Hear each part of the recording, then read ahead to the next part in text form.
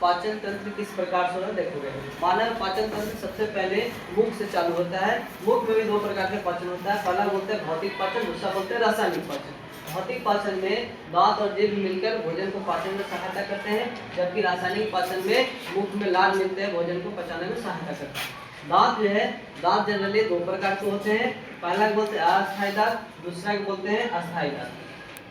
अस्थायी दांत में अधिकतम संख्या 20 होता है, जिसे हम लोग दूध के दांत के नाम से भी जानते हैं, और अस्थायी दांत में अधिकतम संख्या 32 हो सकता है, जिससे हम लोग क्या बोलते हैं कि ताउम्र चलने वाला दांत होता है।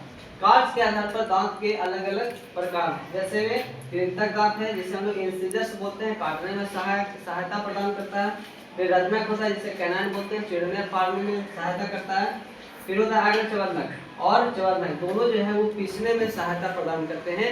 जैसे कोई मोटी चीज को खाने के बाद में वो पीसने में सपोर्ट करता है, सहायता प्रदान करता है। दूध के दांत जो जनरली 6 से 8 साल तक के बच्चों में ये सब देखा जाता है, और फिर वो गिर जाता है, टूट जाता है, और ये अस्थायी दांत जो होता है वो जीवन पर्यंत चलते रहता है। दूध के दांत में बायां जबड़ा होता है, दायां जबड़ा होता है, ठीक।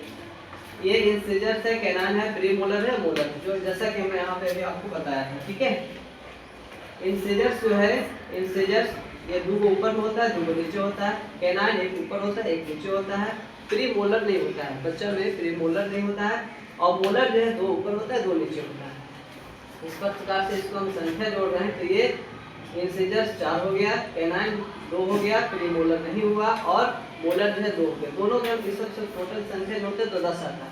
10 जो है ये बायां जबड़ा तरफ होता है, लेकिन 10 जो है दायां जबड़ा तरफ होता है, तो 10 बायां जबड़ा और 10 बायां जबड़ा दोनों मिलकर 20 दांत होते हैं बच्चों में, जिससे हम लोग दूध के दांत बोलते हैं, ठीक। इसके बाद अस्थायी दांत जो है वो बायां जबड़ा और दायां जबड़ा दो प्रकार के यहाँ पे दिख रहा हो। यही है इंसिजर्स, कैनाइन, प्रीमोलर और मोलर। इंसिजर्स जो है दो ऊपर होता है, दो नीचे होता है। कैनाइन एक ऊपर होता है, एक नीचे होता है। प्रीमोलर एक ऊपर होता है, एक नीचे होता है, और मोलर जो है 2 ऊपर होता है, और 3 ऊपर होता है और 3 नीचे होता है। इसी प्रकार से हम जोड़ेंगे तो टोटल जोड़ने के बाद 16 आ रहा है। 16 जो है बायां तरफ है, तो 16 दायां तरफ भी होगा, ठीक है। तो टोटल जोड़ने के बाद 16 और 16 32 हो जाएगा। ये जो है आप लोग के दांत का एक छोटा सा फिगर छापा हुआ है, आप यहाँ पे देख पा रहे होंगे। ये जो बाहरी आवरण है जिसको डेंटाइन बोलते हैं, यहाँ पे दांतों का निर्माण होता है।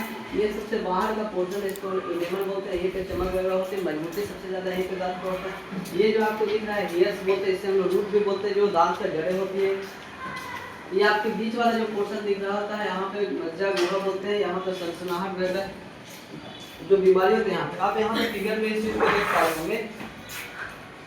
ये जो है दांत का आप यहाँ पे ऐसे देखोगे तो इसका ये नीचे में जड़ें हैं, ऊपर इस प्रकार से दांत की बनावट होती है, नीचे इस प्रकार से हियर्स निकले होते हैं, और यहीं पे जो है दांत एक दूसरे से जुड़े हुए रहते हैं। बस।